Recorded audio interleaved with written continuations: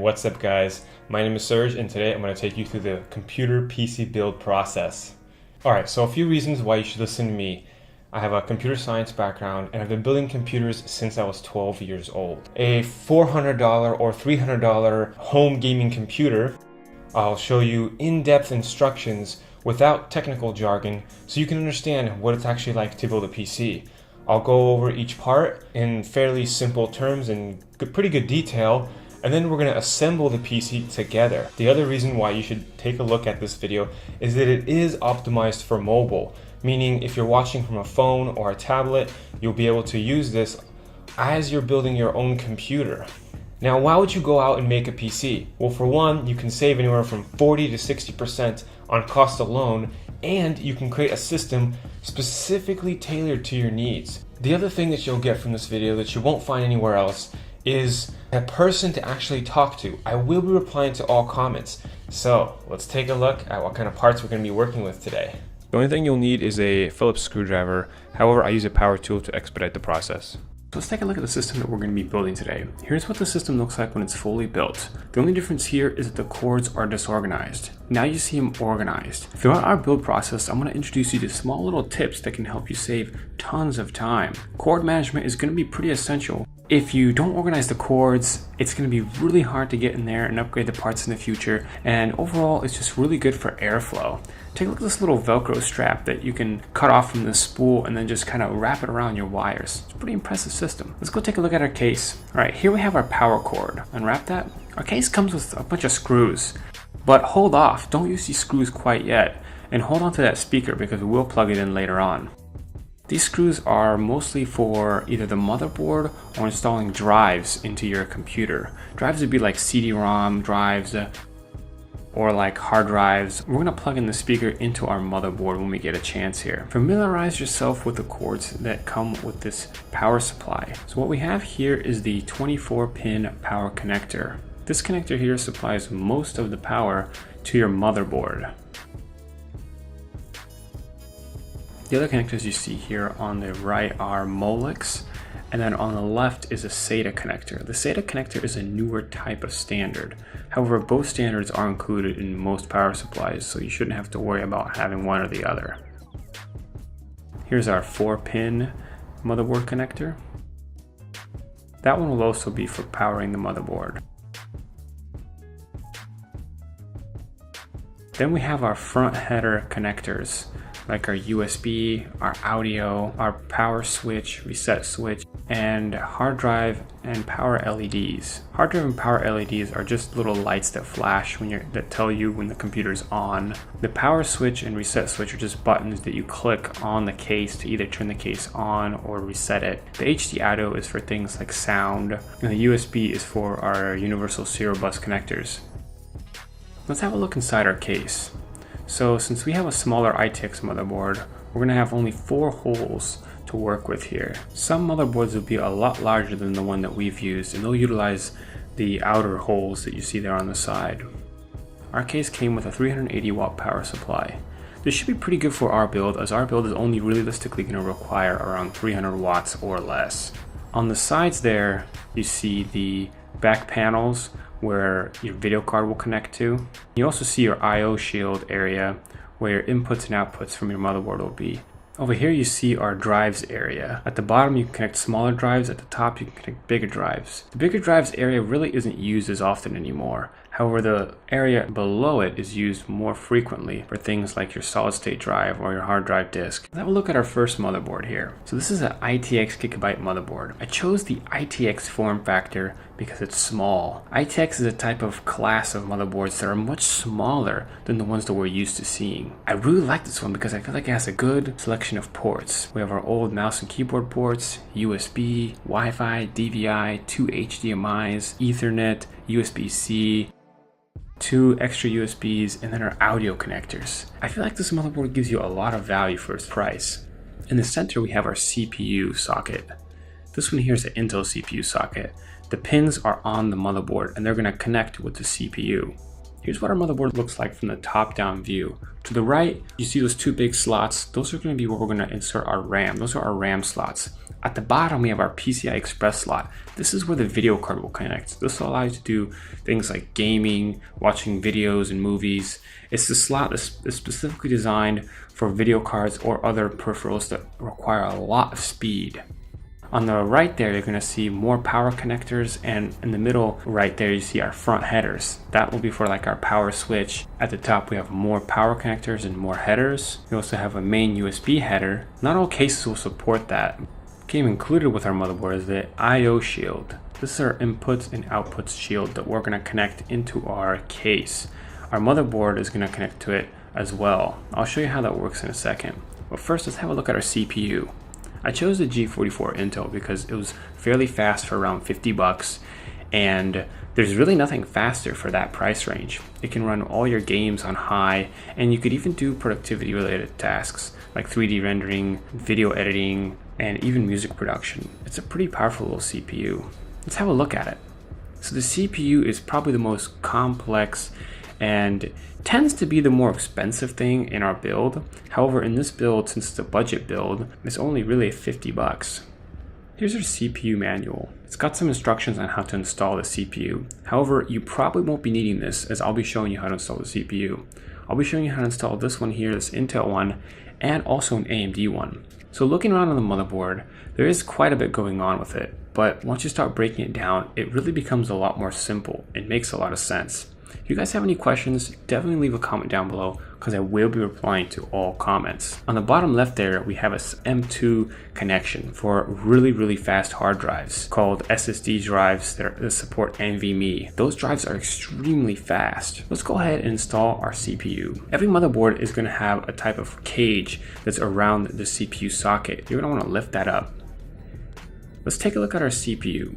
There's going to be a notch on the far right and a notch on the far left. You're going to want to line these notches up before you install the CPU into the motherboard. To install the CPU, you just kind of want to line the notches up and just plop the CPU in there. You really don't need to do much more. Once it falls in place, you'll just verify that it's lined up with the little triangle there at the bottom left, and if the triangles match, then that means you have a good to go. So start putting the cage back on, then lift the door back up and make sure the cage is properly aligned and under that screw at the very bottom you see there. And slowly start moving the little lever down, and that'll secure your CPU. It's really not that uncommon to hear weird crunching sounds, and you're gonna feel a pretty good amount of resistance when you're bringing down that lever. So don't worry, bring down the lever and secure it. Here we have our CPU heatsink. This little item here is responsible for keeping our CPU cool. So lots of data, information, and electricity flows through the CPU. Since it does do most of the work, it does need to be cooled. We have some thermal paste that we're going to put on top of our CPU. This is going to allow our CPU to cool a little bit better. Some heat sinks come with thermal paste already. However, I do like to add more to make sure my device is a little bit cooler. Plus, previously I had removed my heatsink, so the thermal paste had to be removed. Anytime you remove a heatsink, you're going to want to add more thermal paste. The Intel heatsinks are very easy to put on. Line them up with the 4 holes on the motherboard, and then simply push the heatsink onto the CPU. It's very easy and simple. Then once you're certain you've done that, you want to lift the motherboard up by the CPU. Let's take a look at our RAM. So RAM is responsible for loading information from the hard drive and storing it there temporarily while you work on it. Let's go ahead and get it installed. So RAM has little notches, a little notch sort of in the center of the stick. If you're attempting to install it and the notches don't match, most likely you're about to install the RAM incorrectly and you risk breaking the RAM or the motherboard. Make sure the notches line up. Insert it and push in at the very top and bottom, like so. Have a look from this different angle here. Kind of shows a much better picture of how to install the RAM. The RAM can sometimes get stuck, so you may need to pull that out and then reposition it and then push it in again. most of the time the little arms that snap into place, like you see there at the bottom right, they'll snap in on their own once you've pushed the RAM deep enough. You usually don't even need to use your hands to snap them in on their own. So we have our CPU and our RAM installed. Now it's time to insert this into our motherboard. But first, let's go ahead and take a look at the I/O shield and get that installed. So the I/O shield basically makes sure that when you're plugging in peripherals into the back of the motherboard, that you don't accidentally put them through a weird hole where they don't belong. So let's go ahead and get this installed. So bring the shield in from within the case and push very hard. Some I/O shields just are extremely hard to install, so make sure you apply ample pressure while trying to install them. I had to push quite hard. I must have applied anywhere from 20 pounds, maybe 25 pounds of force on each corner to install the I/O shield. Sometimes they're just really difficult to install.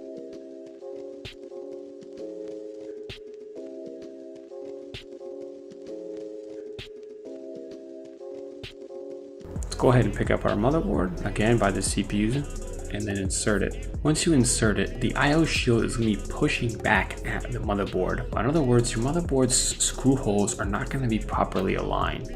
You're going to want to make sure that those screw holes are aligned with the holes in the case, or else you won't be able to screw the motherboard in properly. Right now I'm pushing the motherboard towards the I/O shield. See how if I release pressure, it just goes back to not being aligned? You're going to have to continuously push on the motherboard towards the I/O shield until you can get a screw in there. Let's go ahead and get our first screw in there. But before we do, we're going to make sure all 4 holes are properly lined up with the holes in the case. And it looks like they are. So let's go ahead and get that installed.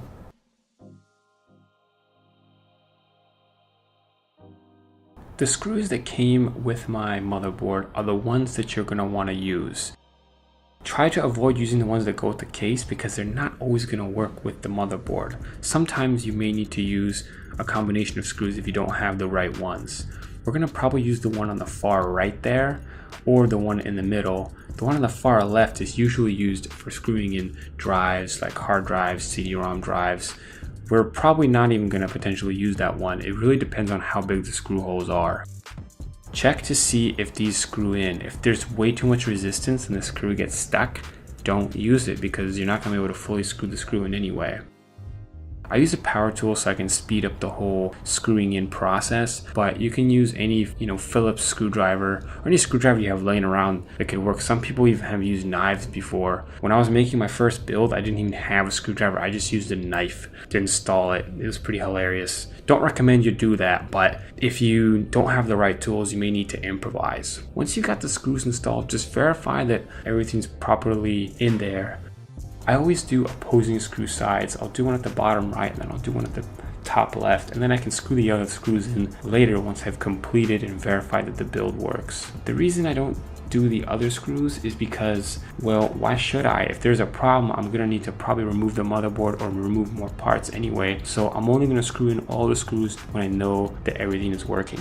Let's have a look at our video card. So I chose this particular video card because it's only about $100 and it's gonna run all your games on high graphics at 1080p. It's got a mini display port connection at the very top there, HDMI and DVI. So it's got 3 different types of connection types. So regardless of what monitor you have, this should work quite well. The only downside is that it has a 6-pin connector. Usually video cards for around $100 don't have 6-pin connectors. That's the connector that you're gonna use to power the video card.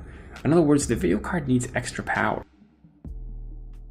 Here's our storage, the PNY 120GB SSD drive. So this drive is very simple. In the United States, you can buy this drive in almost any store. Any big box store like Walmart is gonna have them, Fred Meyer. Let's have a look at the solid state drive. So solid state drives are surprisingly light. They have 2 connectors.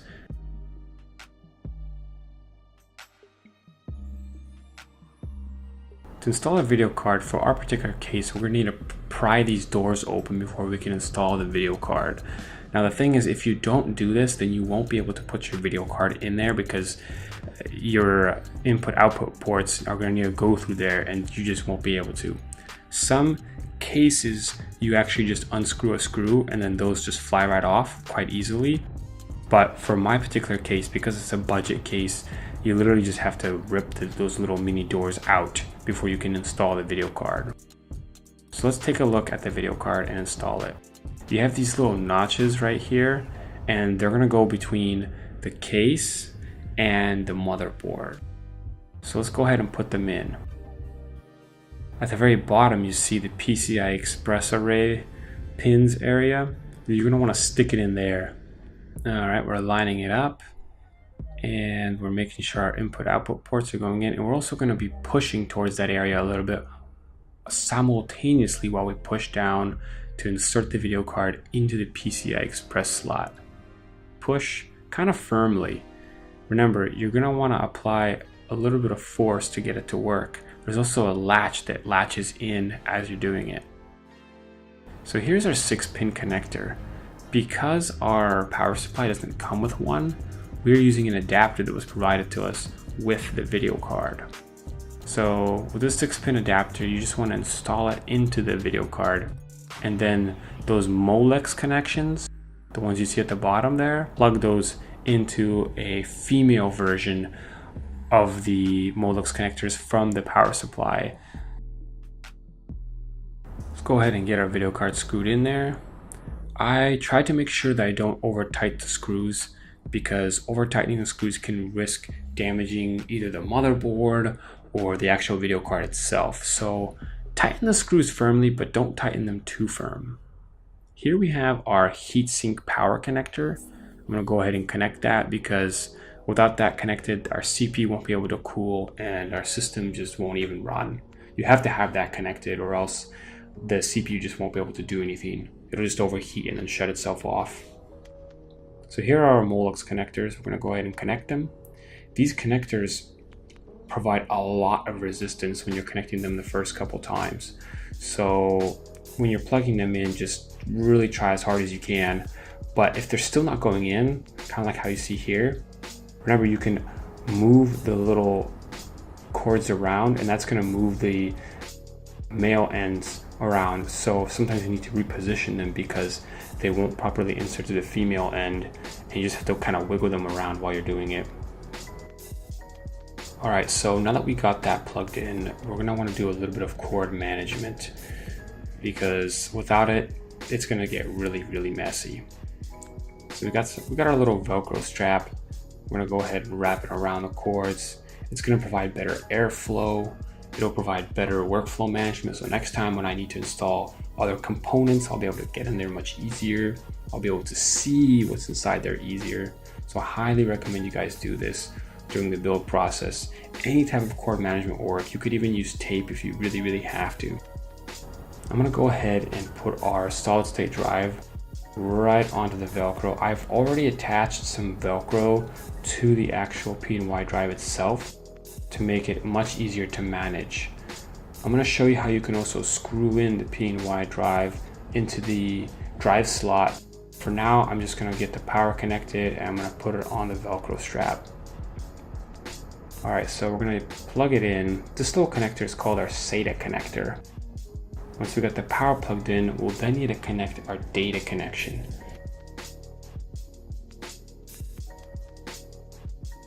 Let's get our 4-pin power connector plugged in into our motherboard.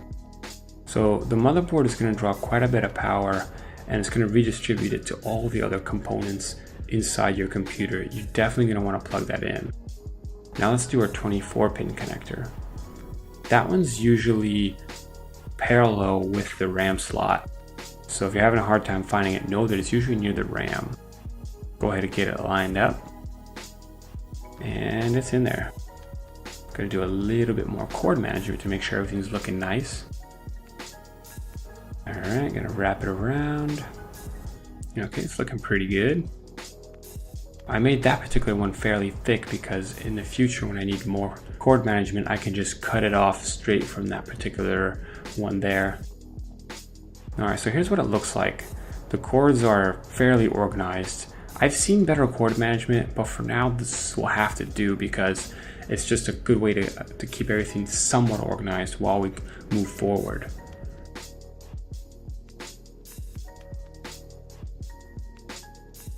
All right, now let's plug in our SATA connector for data transfer. So there's gonna be one connection on the drive itself and then one connection in the motherboard. Go ahead and get that connected now. All right, there it is. I try to keep it a little bit organized by plugging it into the first one, but sometimes if you can't reach the first SATA connector, you can plug it into the third one or the other ones. It shouldn't really matter too much, but when you start having more drives, it becomes confusing. So try to plug it in order from either 1 or 0, and then move up towards the other numbers as you add extra drives. Remember, you can always improve the cord management situation.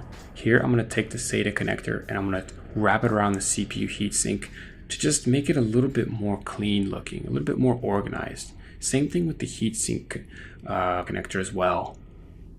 All right, it's looking a lot nicer. Man, I'm really excited. This little $300 computer is gonna kick butt. I've already done testing on this one, and it runs everything really, really well. And it really is like a PlayStation 4 killer. I mean, it runs all my games and it has Windows. What more could I ask for? All right, so this next part is one of the most annoying parts, simply because these little connectors are extremely annoying to connect because they're small. So let's do our HD audio connection.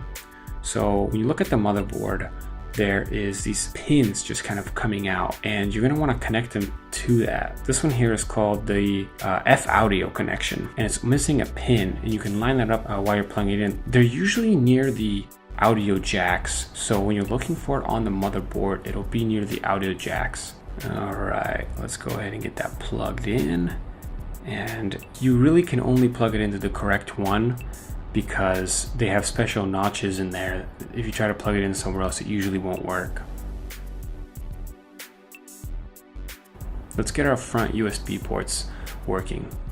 All right, so usually there's at least 2 to 3 different USB areas you can plug in, but in my particular case, there's really only just one more.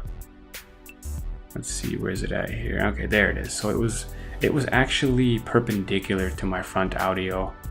Let's get that plugged in there. All right, looking pretty good. All right, so now let's get our front panel connectors going. This is extremely hard to find, so look at your motherboard manual to see where you can find it. Also, here's where it's going to get a little bit more tricky because these connectors are even smaller than the one from before. All right, so that one's usually going to be near the RAM, near the 24-pin connector. Sometimes it varies where it's at, but usually it's near that area. So let's get our power switch connected first because that's the most important connection. Also, keep in mind for the power switch, it doesn't matter which orientation you plug it in.